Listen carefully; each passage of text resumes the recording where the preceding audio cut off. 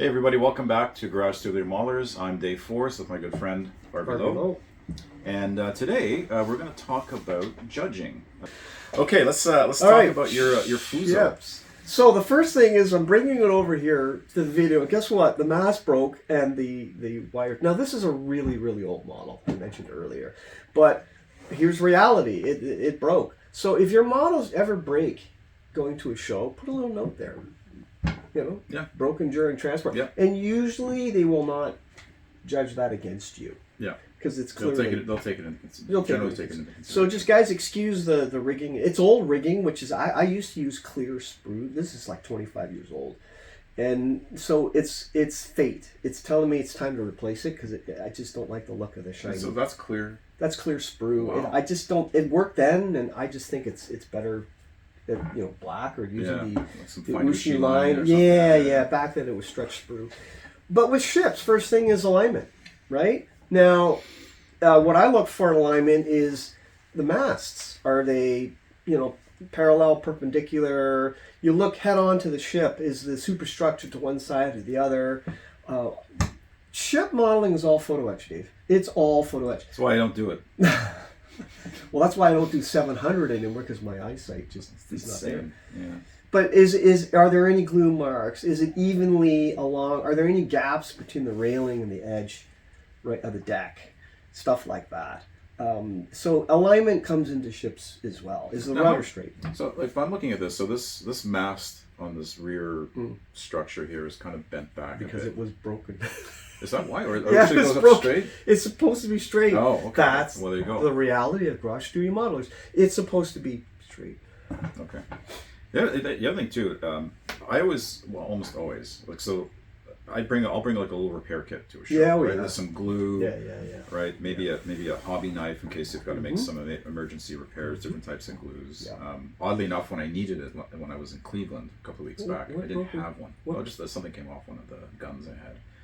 Did it affect the judging for you? No, I bought some glue at the show. Okay. And glued it back on and fixed it. I actually used this thing, which we used, So fix my mask. Yeah, this gel glue is ideal for gluing things. I just used place, it for this. It was pretty quick. It's a super glue. It's a super glue, yeah. But it's a thick gel. It's a thick gel. Sets fairly quickly, and it's great for doing emergency repairs. I just learned something new today. So something I usually carry. I didn't have it with me last week, so I have to buy another 2 of it. But always a good thing to do. Okay, so and then now for finish, same thing with ships, right? Are there any orange peel is the obvious one? Is your application consistent? Now with ships is weathering too. If there's hull weathering, algae, barnacles, stuff like that. Does it? And we haven't talked about it yet, but does the weathering make sense? So for ships, the hull would be. And the other thing we haven't talked about is scale.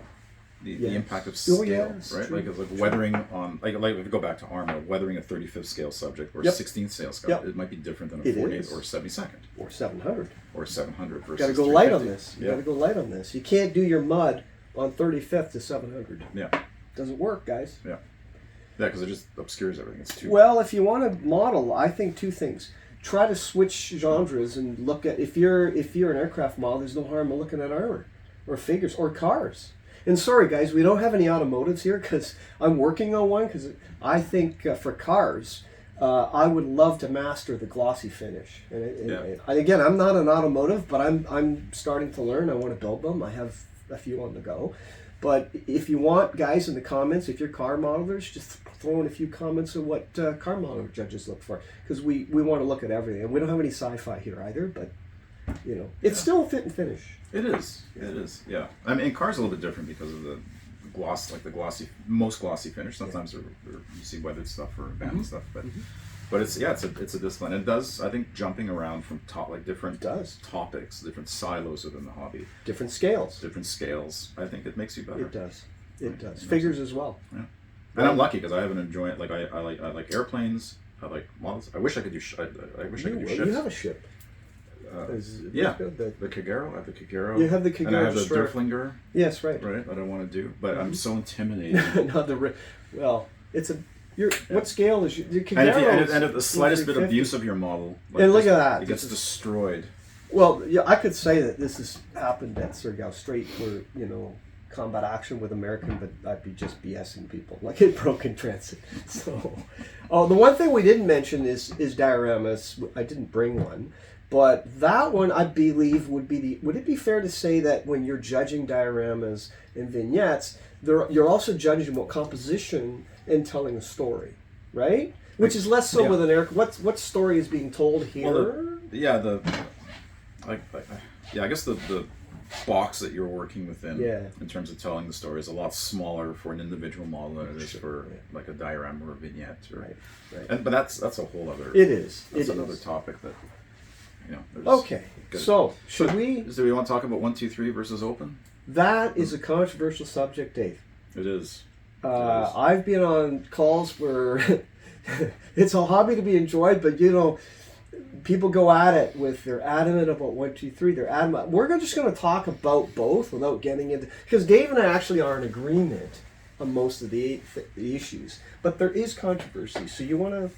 Yeah. Okay. So here's my take. I like 1, 2, 3. Mm-hmm. Not to say that I don't like open judging. And if you take a step back, if you think why do shows exist? Shows exist to promote the hobby. Right. And based on what I've seen at shows over the last few years, it's the population's getting older. There's not a lot of, it's a graying hobby, so we need to generate some interest in this hobby. That's why we're cap. Yeah. So that's I think that's the main reason for shows. It just drives interest and motivation in the hobby. So from that standpoint, having an open system, and just for everybody, in case you don't know what an open system is, your model is judged against an open standard. So you can have as many golds or silvers or bronzes, right? It's just how do you do against the standard. But open judging takes is more, I guess, more a better fit for proceduralizing the judging process, and that's what AMPs try to do, or have done to some degree. But again, nothing beats experience. Nothing beats and not only experience from judging and looking at things on the table, but from building, right? Because when you build, if you're like, to me, to be an effective judge, you have to build. You have to build, and you have to be unbiased. So if you love Japanese aircraft, you have to put that out of your mind when you see something else that you're less interested in. You have to remove that bias. Yeah, if you have a belly button, you're biased. So all of us have that. We do, but we try to minimize it when we're. I mean, they do call it judging, as per the name suggests. You're judgmental about it, but you want to be as objective as you possibly can. Yes, right? and I think the benefit of the open judging is it recognizes everybody's work. Yeah. Right. Yeah. So you have a chance. So again, it's from a motivator standpoint. It does kind of put some process behind the judging, right? There is, for AMPs anyways, there is that that certification that you have to go through. The certification and yes, which is a good attempt. It doesn't always work, and it doesn't always guarantee success, but at least it's a step. They're trying. It's a step in the right direction. So I definitely applaud. They have that at the Nats too, I believe. Correct me if I'm wrong in the comments, guys, but I recall they won't just let you in an IPMS national convention. I'm talking about the nationals. Yes. Where come on in. You have to actually be with experienced judges. Yeah, they have to be like they have to be like mentored by somebody. Mentored. And I remember the first time I judged at the Nats. I was with an experienced judge and they kind of walked me through. So they would always ask, "Hey, why'd you grade this? What do you think about this? Did you look at this? Did you consider this?" So it's good that way to help kind of teach. And I learned a lot from that process. You know what I learned? And I'll say it, but I really miss my great friend Mark Ford. He passed away from cancer just a couple of months ago. I really dearly miss him. And I learned one thing from him. He was a head armor judge for a number of years at the Nationals. And he would always say, "Harvey, go ahead, do your judging." But he would always come back as a head judge, and he would go, "Why did you give this one first?" He would be on top of it because the buck stops with him. Yeah. If you're a head judge, in my opinion, you have to do that. You're not just an administrator for forms. Why? Because you have to explain. Well, why did this one? You're applying that consistency in judging, and that's what Mark did. He was a master AMPS modeler, a great friend, and a real gentleman. And we miss you dearly, Mark. I know you're in heaven looking down on us and building a model. But anyways, I get teared up with him. But that I think is an important thing with modeling and consistency. You're trying to apply that standard, whether you're in a group of 3 judges or you're head judge. That standard and that objectivity must But be a there. strong head judge can really Yeah. Oh yeah. can really kind of compensate for weaker judging at the lower Right. levels, right? And in terms of Right. just, hey, why did you do this? Did you think about this? Like, if you have to answer to somebody, Right. then okay, I'm gonna, if I have to answer to somebody, I might think twice. Okay, what's my justification? Yeah, for yeah. doing this? Yeah. Right? It's something we should always do, but that kind of forces it. Mm-hmm. And and there are those that say that open judging is really giving everybody a participation Yes, pin. I've heard that too. I've heard that too. I might have said that. I don't know if I agree with that. But No, Yeah. there's a place for it for sure. Sure, there is. Figure guys do open judging. Yep. Figure guys and gals. They have open. They have painter category. They have different. It's a more consistent, I think so. right? It's a level playing field. Yeah. It's more consistent. You're not competing against anybody, right? You're really just you're competing almost not against yourself, but you're trying to better yourself. You're trying to adhere to a standard, or Yes. you're competing with a standard as opposed to what's on the tables. Now, if we talk about what's on the tables, that's where 1, 2, 3 comes in, right? Because Right, 1, 2, right. 3 is cutthroat. There's only one winner. There's only one winner, and it really depends on what show. And we talked about Any Given Sunday. Yeah. 1, 2, 3 is really Any Given Sunday. Any What's Given going to Sunday. show up on the table, right? Because you could take Yep. gold or Best armor, of and right? not and placed. then the next Happen to week, me. right? And then the next week, Yep. not a thing, right? Don't let it bother you guys. No, absolutely not. Right. But I do think there is a prestige in 1, 2, 3 because it's really the best of the best. Yeah. Now, the best of the best is what shows up that day. Yes.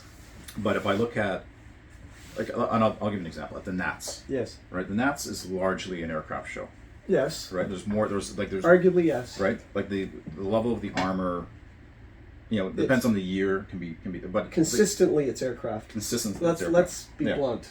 And think so. if I'm entering in a single engine Axis, World War II, whatever the category is, like the kind of the big boy categories, as it were. Yes. If you come home with anything, Oh, even an honorable mention. an honorable mention, Yeah. a bronze, anything, Yeah. that is really Achievement. Yeah, for sure. Achievement. If I come home with something in an armor category, I'm very happy, very proud of it. Yeah. But I think it's harder to get Yeah. on the aircraft. Whereas AMPS is an armor Yeah. show. The car guys have those, my forgiveness, those NLLs or I should enter. I don't know actually. Yeah. Group 25 in Toronto does a show. I always go to Yeah. that one. That's a Yeah. car show. Yeah. They have their standards. I've seen beautiful cars. I was at their last show. Yeah. at The show figure last time. shows, The figure show. We were at Chicago.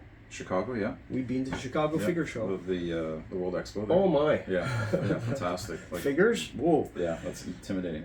So you can see Dave and I, we kind of spread our interest across all genres, and that's what you need in a judge too. Yeah, Right? Yeah, it just makes. I think if you have that broader experience Yeah. and view, and you've built different subjects, Mhm. it just gives you more context, maybe a little bit more empathy towards Yeah. the modeler in terms Yeah. of what they have to go through to get it to that point. Now, 1, 2, 3, they have ties too, Yeah, but there's only usually one first. It's cutthroat. It is. really It is cutthroat. So the advantage is, especially if the field is well represented, it really means something, right?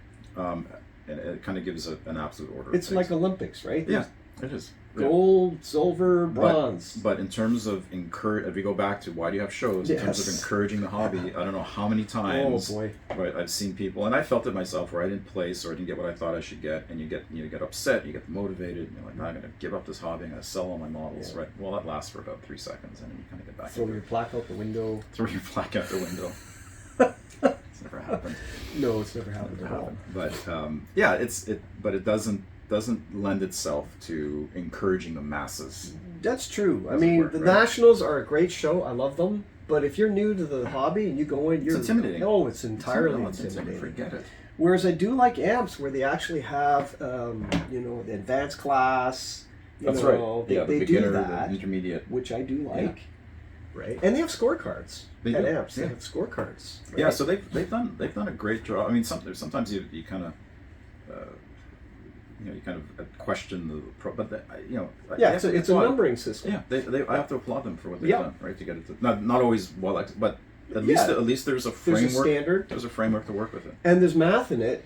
For those of you who have never judged at AMPS, you're in a judging group, and the models are brought to you, and all four of you apply Yeah, and mathematics. the best score and the worst score Yes. are thrown out. Yeah, the extreme numbers. Right. And extreme outliers So there's thrown out. multiple judges Yeah. looking at it. There's like typically 4 judges looking at Typically 4. it. Right. Right. And the high score, the lowest score are Right. kind of rejected, thrown Right. out. So just to keep in case Right. there's somebody, well, that's my friend's mom. I'm Yeah. gonna give him like a 10 on everything. Statistically, because I used to do statistics as well as a hobby, you're throwing an outlier out. Yeah. So if there's 3 judges giving it like a 10 out of 10 and one judge gives it a 1, that 1 is thrown out. But there's something to be said for peer pressure. Yeah. Right? Because I know yeah. I know 'cause I know I've been part of the judging table, Mm. and when you're looking at it, somebody says, well, that's a 10. Right? Oh no, that's really an 8 or a 7 or what? I can't remember exactly. I don't know if it's- I think it's on 10, but there's that debate. Yeah, there is. Right? There's yeah. that discussion. Well, why do you Yeah. think that? You really why do you think that's a 10? So that happens almost Yes, it organically does. within the process. And ultimately, my experience is that more often than not, your highest and lowest are very close. Yeah. Right. I think it's out of 30, as I recall. And they give you bonus points for realism, Yeah. which they don't at the 1, 2, 3 Nats. So if you're doing this BT and you supply reference materials for 731, you actually get bonus points. Yes.